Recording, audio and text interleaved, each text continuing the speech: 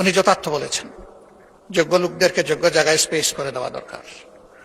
কিন্তু একটা কথা আছে যে বৃক্ষ তোমার পরিচয় কি, ফলে আমার পরিচয়। দিনটা কেমন যাবে? Morning shows the day.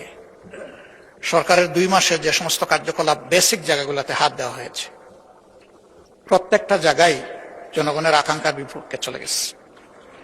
Bangladesh ব্যাংকের মতো, আমি বেসিক জায়গা বলেছি, আমি কোনো কার্ড এগুলো বলিনি, নীতিগত যে জায়গাগুলো,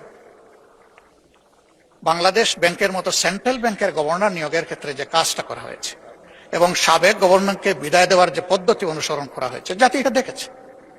এখান থেকে শুরু করে আমি বারবার এগুলার মেনশন করতে যাচ্ছি না। এ পর্যন্ত যে সমস্ত জায়গায় পরিবর্তন এসেছে সেগুলা জনগণ এবং ডেমোক্রেসি কোনোটাই সাপোর্ট করে না।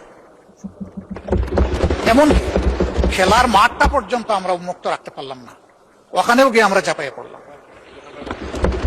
তাহলে যেটা মাননীয় মন্ত্রী বললেন যে যোগ্য লোকদেরকে যোগ্য জায়গায় না দিলে দেশ আগাবে কিভাবে, তো এইভাবে যদি যোগ্যতা সিলেকশন হয়, আমার প্রশ্ন, দেশ আগাবে কিভাবে? আমরা তো কার ইন্টেনশন কি সেটা দেখতে পারবো না, এটা মনের ব্যাপার, এটা একমাত্র আল্লাহ তাআলা দেন। আল্লাহু আলিমুম বিযাতিস সুদূর, আল্লাহ ছাড়া এটা কেউ জানে না।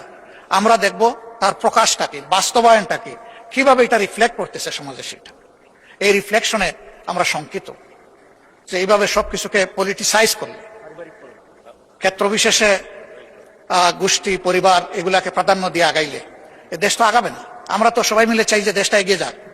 এ পর্যন্ত সেরকম দৃশ্যমান কোনো কিছু আমাদের কাছে নেই।